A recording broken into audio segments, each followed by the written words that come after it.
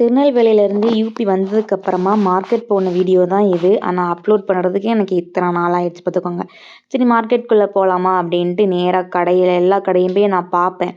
பார்த்ததுக்கப்புறமா ஒரு ரவுண்டு போய் எல்லாத்தையும் பார்த்ததுக்கப்புறமா தான் நான் காய்கறியே வாங்க ஆரம்பிப்பேன். அப்படி எல்லா காய்கறியுமே ஃபுல் ஃப்ரெஷ்ஷாக இருக்கும். விலையுமே ரொம்ப கம்மியாயிடுச்சு. நான் ஒரு வாரத்துக்கான காய்கறி எல்லாத்தையும் வாங்கி ஃப்ரிட்ஜில் வச்சுப்பேன். அது கீரையாக இருக்கட்டும் எதுவாலுமே ஒரு வாரத்துக்கான சப்ஜிலாம் வாங்கி வச்சுப்பேன். அப்படியே வந்துட்டுருக்கவன் எனக்கு பிடிச்ச ஒரு பழம் இருந்தது. அது என்ன பழம்னு உங்களுக்கு தெரிஞ்சதுன்னா கமெண்டில் பண்ணுங்கள். நானுமே அதை தெரிஞ்சுக்கிறேன். எனக்கு இந்த பழம் பேர் தெரியும். ஆனால் நான் வாங்கலையே. ஒன்றே ஒன்று டேஸ்ட்டுக்கு எடுத்தேன். ஏன் வாங்கலைன்னா என்னோடய கோட்ரஸ் பக்கத்தில் இந்த பழத்தோட மரமே இருக்குது. அங்கே போய் நாங்கள் ஆளாளுக்கு அதை பறிச்சு பார்த்துக்கோங்க. சைடில் வந்துட்டுருக்கேன். இது ஒரு பழம் இருந்துச்சு. இது என்னடா வெள்ளரி பழம் எப்படி இருக்கும்? நான் வெள்ளரி வந்து நீளமாக இருக்கும்ல, இது வந்து உருண்டை உருண்டையாக இருந்துச்சு. இது உருண்டை வெள்ளரி பழம் போல் அப்படின்னு நினச்சிட்டு அப்படி வந்தாச்சு.